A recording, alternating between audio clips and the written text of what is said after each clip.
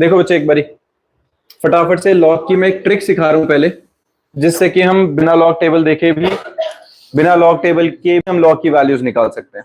बच्चे देखो जरा, लॉग की पहले मैं सीधी सी प्रॉपर्टीज बता रहा हूं। हमारे पास क्या है, जैसे अगर मैं कहता हूं y is equal to log of x, तो लॉग क्या है, एक फंक्शन है। जैसे ट्रिग्नोमेट्रिक फंक्शंस होते हैं हमारे पास, साइन थीटा कॉस थीटा वगैरह। उसके अलावा हमारे पास क्या रहता है, अपने पास लॉग एक फंक्शन है, एक्सपोनेंशियल एक फंक्शन होता है, इनवर्स ट्रिग्नोमेट्री फंक्शन होता है। लॉग उसी तरीके से एक फंक्शन है जिसका कोई सर्टेन बिहेवियर रहेगा, हर डोमेन की वैल्यू के लिए एक रिस्पेक्टिव रेंज की वैल्यू निकाल के देगा। अब कहानी कहां आती है, जैसे अगर मैं बहुत सिंपल चीजों में बताऊं कि x की वैल्यू अगर 10 होती है, तो log of 10 y is equal to log of 10, log 10 की वैल्यू सीधा सीधा 1 होती है। अगर x की वैल्यू मैं 1 डाल देता हूं तो y ऑफ log ऑफ 1, और इसकी वैल्यू सीधा क्या होती है, 0 होती है। ये याद रखनी है सीधा सीधा वैल्यूज, log 10 की वैल्यू 1 होती है, log 1 की वैल्यू 0 होती है। एक और चीज ध्यान रखना, जब हम log लिखते हैं तो log ऑफ, अगर मैं x लिख रहा हूं, ये अकेला x लिखना जायज नहीं होता, ठीक नहीं होता है। ये क्या होता है एक्चुअली, टू द बेस कुछ लिखना होता है। हमें क्या लिखना होता है, टू द बेस।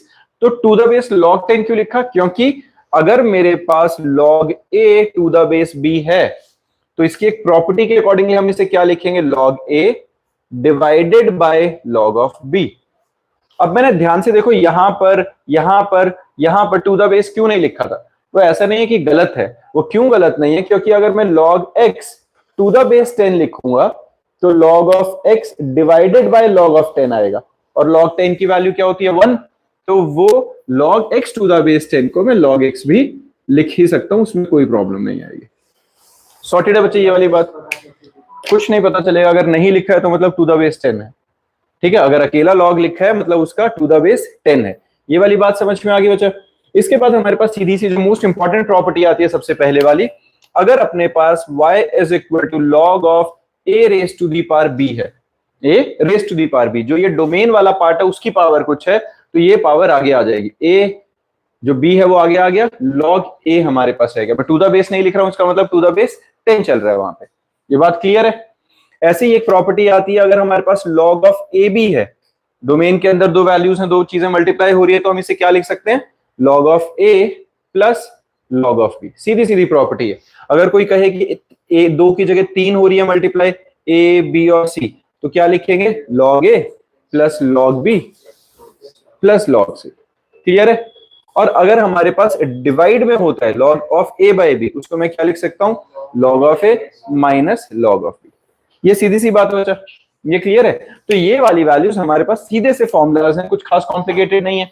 ये ध्यान रखना, इस इन्हीं लॉग की प्रॉपर्टी से +2 के अंदर हम जब डिफरेंशिएशन करते हैं तो बहुत सारे क्वेश्चंस, इवन डिफरेंशिएशन छोड़ो, बहुत सारी केमिस्ट्री के अंदर, फिजिक्स के अंदर हम कैलकुलेशंस को आसान कर सकते हैं। जहां स्क्वायर रूट के अंदर बहुत सारी वैल्यूज होंगी, उनको अगर मेरे को लॉग टेबल देखना आए तो मैं बहुत बड़ी बड़ी कैलकुलेशंस को, देखो हमारे लिए कैलकुलेशंस हमेशा टफ कब है, जब हम डेसिमल वाले नंबर्स को डिवाइड करते हैं, जब डेसिमल वाले नंबर्स को मल्टीप्लाई करते हैं, या उनका स्क्वायर रूट निकालना है।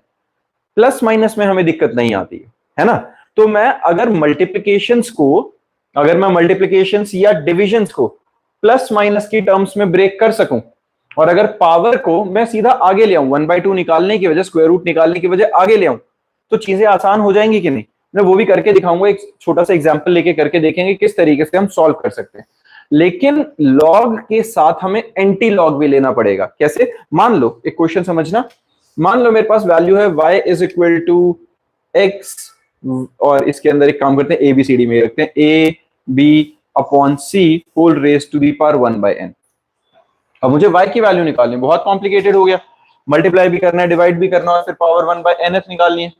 तो मैं अगर यहां लॉग ले लेता हूं, कैसे लॉग लेंगे, taking log both side. Log सिर्फ एक साइड नहीं होगा, जैसे स्क्वेयरिंग बोथ साइड होता है, मल्टीप्लाइंग बोथ साइड होता है, हम क्या करेंगे, टेकिंग लॉग बोथ साइड। तो log of A B by C whole raise to the power 1/n आया कि नहीं। तो अब हमारे पास एक प्रॉपर्टी, अगर डोमेन की पावर जो भी होती है वो सीधा लॉग के आगे मल्टीप्लाई में आ जाती है, तो प्रॉपर्टी के accordingly 1/n log of A B by C लिख सकता हूं। किसी को इसमें दिक्कत, सीधी बात है। अब 1/n as it is, log of A B by C, मैं उसको log of A B minus log of C लिख सकता हूं। किसी को दिक्कत, बिल्कुल ठीक है, डिवाइड में था, माइनस करके लिख दिया। और ऐसे ही 1/n log of A B को क्या लिखूं, log of A plus log of B minus log of C. अब देखो जरा, लॉग वाई की value 1/n times log A plus log B minus log C. अगर मेरे पास log A log B log C की वैल्यूज हो, मैं उसको सीधा 1/n की वैल्यू के साथ मल्टीप्लाई करूंगा तो मेरे पास लॉग वाई की वैल्यू आ जाएगी, और मैं एंटी लॉग लेके वहां से वाई की वैल्यू निकाल सकता हूं। और एंटी लॉग भी बहुत कुछ कॉम्प्लिकेटेड नहीं है। ये बात समझ में आ गई। अभी मैं कुछ सर्टेन वैल्यूज बता रहा हूं, उसके बाद मैं लॉग टेबल रीड करना भी सिखाऊंगा, लेकिन अभी के लिए सिर्फ इन वैल्यूज को लिखो। लॉग 1 की वैल्यू क्या होती है, देखो बच्चा, लॉग 10 की वैल्यू क्या है, 1। ठीक है, एक एक करके ये वैल्यूज लिखो हमारे पास। हाँ, ये अगर याद रख लोगे तो लॉग टेबल की जरूरत नहीं पड़ेगी, मेजॉरिटी ऑफ वैल्यूज हम इन्हीं से निकाल लेंगे।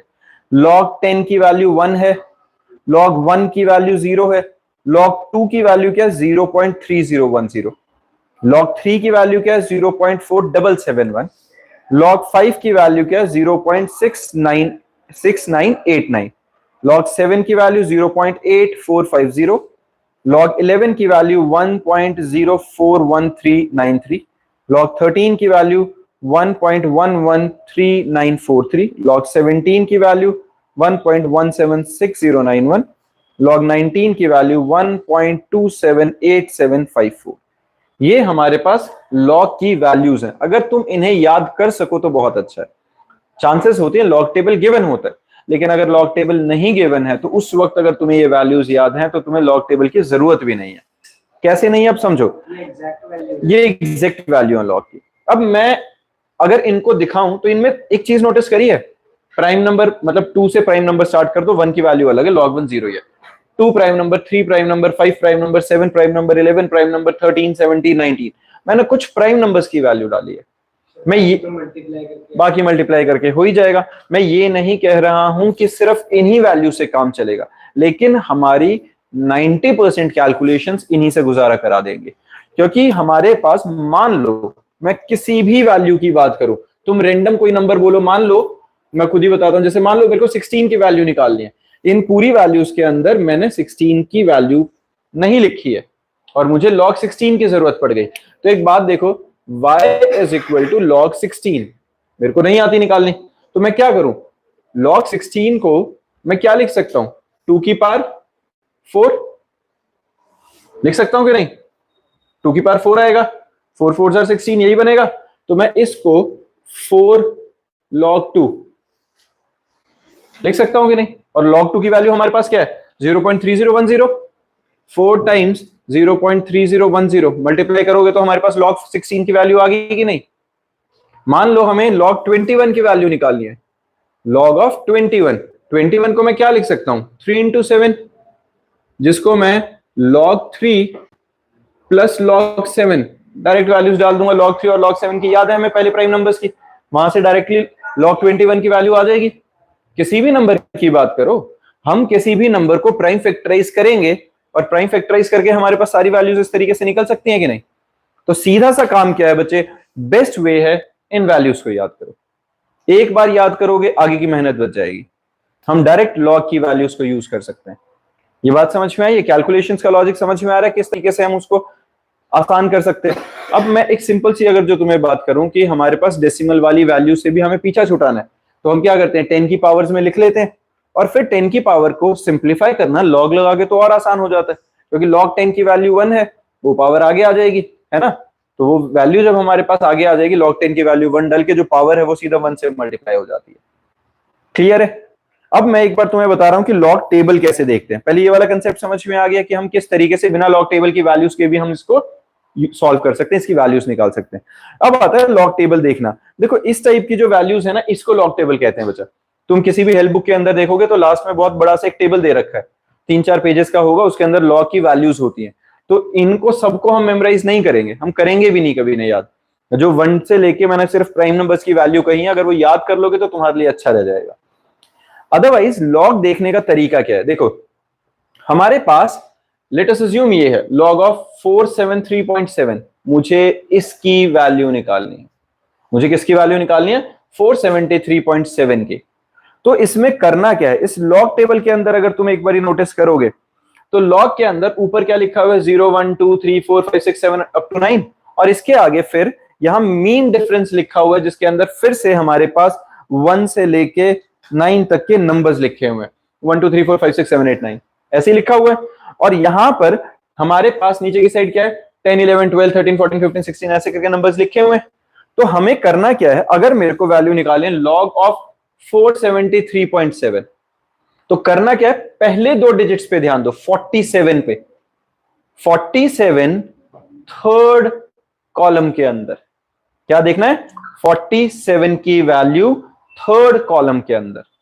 डेसिमल के बाद वाले की बाद में बात करेंगे। क्या करना है 47 टेबल पे ध्यान दो जरा, यहां पे हमारी वैल्यूज चल रही हैं 12 13 14 15 16 17 ऐसे करके मैं कहां आ गया हूं, हमारे पास था 47 और 47 कौन सी जगह पे थर्ड कॉलम के अंदर है ना 0 1 2 थर्ड, ऊपर से भी 3 था नीचे से भी सेम वही कॉलम को रिप्रेजेंट कर रहा है। तो यहां वैल्यू कितनी आई है हमारे पास 6749। अपने पास कितनी वैल्यू आ रही है बच्चा ये वाली 6749 47 का ये वाली वैल्यू। क्लियर है, बात समझ में आई है। मैंने क्या किया, जो हमारे पास जिसकी लॉग की वैल्यू निकालनी थी पहले दो डिजिट्स पकड़ के जो थर्ड डिजिट है उसके कॉलम में उसकी वैल्यू देख ली है। तो इससे हमारे पास जो वैल्यू आएगी ये हमारे पास थर्ड के थ्रू क्या आ रहा है कैरेक्टरिस्टिक्स, और मतलब 7 के थ्रू हमारे पास कैरेक्टरिस्टिक आएगा। अभी वैल्यू बताता हूं। हमने अभी वैल्यू क्या देखी थी बच्चा, देखना जरा 6749 यही आई थी अपनी 47 में 6749। अब उसके बाद डेसिमल में क्या था अपने पास 0.7 है ना, अपने पास क्या था उसके बाद 0.7। तो 0.7 के लिए हम कहां जाएंगे, 0.7 के लिए चलो मीन डिफरेंस वाले में, यहां देखो अपने पास 0.7 के लिए मीन डिफरेंस में यहां पे 7 है ना। डेसिमल के बाद क्या हो सकता है, डेसिमल के बाद 1 2 3 4 में से कोई नंबर आएगा, अगर नहीं है मान लो बड़ा नंबर है तो मैं उसको डेसिमल को into 10 raise to the power करके मैनेज कर लूंगा। अदरवाइज सीधा सीधा अगर जो 0 से मतलब 1 से लेके 9 के बीच में नंबर है 0.7 का कहां देखेंगे 47 के अंदर। तो जब हमने इसका 47 के अंदर देखा, देखो जरा अपने पास 47 में उसकी वैल्यू कितनी आ रही है, कितनी है बच्चे यहाँ पे 6, ठीक है, ये हमारे पास वैल्यू आ रही है 6। तो अपने पास जो अभी वैल्यू आई थी पहले क्या आई थी 6749, उसमें मीन डिफरेंस को ऐड कर दो, पता चला 47 का थर्ड कॉलम में जो आंसर आया जो वैल्यू आई थी 6749 उसके अंदर जो डेसिमल के बाद वाला नंबर उससे मीन वैल्यू जो आई 6 उसको प्लस कर दिया तो क्या आई 6755, ये आ गई 6755। ये जो वैल्यू आई है ये लॉग की डेसिमल के बाद वाली वैल्यू आई है। जैसे मुझे अगर लॉग की वैल्यू निकालनी है 473.7 की तो हमारे पास 6755 ये वैल्यू पता चल गई कहां से आई है। पहले देखा हमने कहां से देखा, पहले 47 का थर्ड कॉलम में जो वैल्यू आई, फिर 47 का जो मीन डिफरेंस 7 के लिए आया 6, उन दोनों वैल्यूज को करा प्लस, आंसर आया 6755। अब डेसिमल से पहले कितने डिजिट्स हैं 3, उसमें से एक वैल्यू माइनस कर दो, 3 - 1 = 2, 2 आगे लगा दिया, खत्म बात, 2.6755। ये हमारा लॉग 473.7 की वैल्यू आ गई। समझ में आया पक्का? हाँ जी, कोई भी 4 डिजिट्स की हो, 5 डिजिट्स की हो, 10 डिजिट्स की हो, पहली दो को तीसरे में देखा, उसके बाद डेसिमल वाले के हिसाब से लगा दो, वो अप्रॉक्स ले लेंगे। चौथी डिजिट की होगी ना, अप्रॉक्स ले लेंगे, आगे जाना क्यों हमें, 4 डिजिट्स में खत्म करो उसे। अगर 2 ही डिजिट है उसका 0 में देख लो। मान लो यहाँ पे ऐसा होता 47 की वैल्यू निकालता मैं तो सीधा मीन डिफरेंस आता ही नहीं, 47 का 0 में वैल्यू देख लेता मैं। मान लो हमारे पास सिर्फ 47 होता तो log 47 की मैं वैल्यू कैसे देखता, यहां पर log 47 की वैल्यू क्या होती देखो 6721, 47 की 0 वाले के अंदर 6721 आ गई। अब डेसिमल से पहले कितने डिजिट्स हैं 2, तो 1.6721 आंसर आ गया हमारे पास। समझ में आ गई ये बात, क्लियर है। इस तरीके से हम क्या करते हैं बच्चे, लॉग टेबल को यूज करते हैं। 4 डिजिट्स जैसे 5675 का लॉग 5675, ठीक है। लॉग ऑफ, देखो ये क्या बोल रहा है बच्चा, ये हमें बोल रहे से निकालने को कि y = log of 5 6 75.3 मान लो, ऐसा है कुछ, मान लेते हैं। तो पहली बात तो मुझे क्या चाहिए, मुझे 2 के बाद मीन डिफरेंस 7th में चाहिए। एक बात बताओ जरा, अगर 5675.3 है, मैं इसको into 10 raise to the power या इंटू 10 लिख के ये डेसिमल यहां शिफ्ट कर सकता हूं? किसी को दिक्कत? कर सकता हूं कि नहीं? मैं 56 का 7th कॉलम में वैल्यू देख लूंगा और 5 के लिए मीन डिफरेंस लिख लूंगा, 3 को इग्नोर कर दो। हम कितने के लिए लेंगे? हम सिर्फ 4 डिजिट्स को पकड़ के चलेंगे, उससे आगे और कितने डेसिमल प्लेसेस तक जाने हैं, जरूरत ही नहीं। ऐसे एक सिंपल समझो, मान लो मैं तुम्हें एक सिंपल, मैंने log 2 की वैल्यू याद करने को कही, तुम ध्यान से देखो लॉग टेबल के अंदर log 2 तो है ही नहीं, 10 से वैल्यू स्टार्ट है कि नहीं? तो log 2 की वैल्यू आएगी कैसे? 2 की वैल्यू 0 में देख लो। अब 2 की वैल्यू 2 है तो मैं क्या करूं, मैं 2 को ऐसे लिख लेता हूं, मान लो y is equal to log 2 है ना? log 2 की वैल्यू मैं 0.0 कर लूं, तो इसको मैं क्या लिख लूं, 20 का 0 में देख लो। डेसिमल को इग्नोर करो, डेसिमल से कोई लेना देना ही नहीं फिलहाल, क्या करो 20 की वैल्यू 0 में देख लो। क्लियर है? और 20 की वैल्यू जब तुम 0 में देख रहे हो तो देखना जरा क्या आ रही है, 3010। अब 3010 आ गया। अब उससे पहले डेसिमल से पहले नंबर कितने थे? सिर्फ 2 था, मतलब एक डिजिट था। 1 - 1 इज 0, तो आंसर क्या आना चाहिए, 0.3010।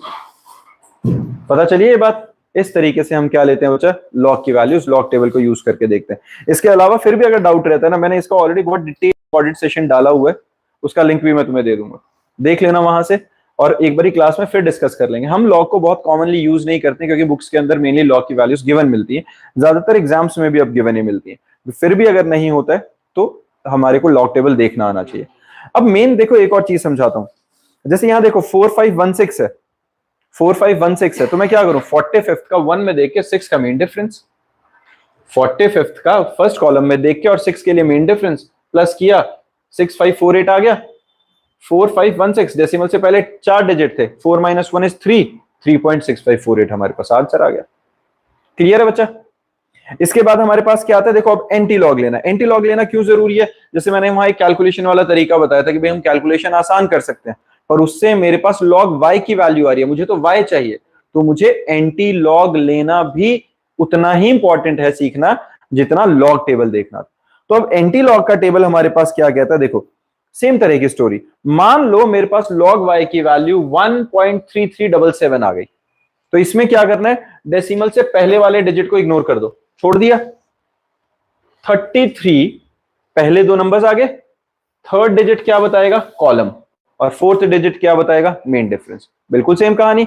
हम क्या देखेंगे, 1.3377 की वैल्यू लॉग एंटी लॉग के अंदर देखो 1.33, ये लॉग टेबल की ही है वैल्यूज हमारे पास। एंटी लॉग टेबल में अगर देखोगे बच्चे, बुक के अंदर खोल के देख लेना साथ में, मैंने यहाँ डायरेक्ट वैल्यू लिखी होती है, मैं बता देता हूं। तो 3377 का 7th कॉलम के अंदर हमारे पास वैल्यू आएगी 2173। 33 की मीन वैल्यू, जो मीन डिफरेंस आएगा 7th में, वो वैल्यू आ रही है 3, दोनों को प्लस किया 2176 आ गया। कितना आया, 2176। अब डेसिमल से पहले जो वैल्यू है कितनी है, 1 है, उसमें क्या कर दो 2, 2 डिजिट्स के बाद डेसिमल लगा दो, ये हमारे पास डायरेक्ट एंटी लॉग आ जाता है। समझ में आई ये बात? डिजिट्स नहीं, नंबर। जैसे 1 था तो 1 + 1 2। अगर हमारे पास मान लो ऐसा था, ये देखो अब इस क्वेश्चन को देखते हैं, हमारे पास क्या है 2.3377 होता, तो 3377 की वैल्यू तो 2.76 ही आती, बट 2 + 1 कितना आता, 3, तो हम 3 डिजिट्स के बाद डेसिमल लगाते हैं। 335.6, तो 335, तो फिर तो ये बहुत बड़ी वैल्यू निकलती है इसकी। तो हम कितने डेसिमल्स के बाद लगाते, 335 + 1 दैट इज 336 के बाद डेसिमल लगता, तो उसके लिए क्या लिखते हैं, into 10 raise to the power में लिख देता हूं उसे। नहीं समझ, देखो जैसे मान लो तुम बोलो, मुझे नंबर बोलो, कोई बोलो कौन सा नंबर, y इज इक्वल टू, जैसे बोलो कोई भी नंबर, हाँ क्या कोई भी, 3352 मान लो ऐसा है, इसके अंदर डेसिमल नहीं है, है ना, पॉइंट नहीं है, मान 0.6, चलो 0.6 या कुछ भी ऐसा लिख लेते हैं। मेरे को क्या चाहिए, मेरे को पहली बात तो चाहिए कि यहाँ डेसिमल चाहिए, चाहिए ना। तो एक बात बताओ, इस डेसिमल को अगर मैं यहां शिफ्ट करना चाहता हूं तो इंटू 10⁻³ लिख लूं। तो y इज इक्वल टू, या log of y is equal to 3.3526 into 10⁻³ लिख लूं, लिख सकता हूं कि नहीं, है ना। और यहां से मैं इसके लिए लॉग, अब मैं लॉग की वैल्यू निकाल रहा हूं तो log 10⁻³ को अलग लिख लेते हैं, इसकी लॉग की वैल्यू निकाल लेंगे। समझ में आई ना बात। तो वो उस तरीके से हम डेसिमल को स्विच करके मैनेज कर लेंगे, हमें वो डेसिमल वाली प्रॉब्लम में आएंगे नहीं कभी। क्लियर, इंटू 10⁻² के साथ खेल लो, अपनी जो रिक्वायर्ड कंडीशन उसमें मोल्ड कर लो उसे, सॉर्टेड है, पता चल जाएगा। एक दो बारी वैल्यूज निकाल के देखेंगे और ज्यादा क्लियर होगा, डाउट होगा फिर एक बारी डिस्कस कर लेंगे इसे। देन बच्चे, इसी के बेसिस पे हम ना बहुत ज्यादा इजीली कैलकुलेशंस निकाल सकते हैं, बहुत कॉम्प्लिकेटेड से कॉम्प्लिकेटेड कैलकुलेशंस को हम लॉग टेबल को यूज करके सिंप्लीफाई कर सकते हैं। ठीक है, डन।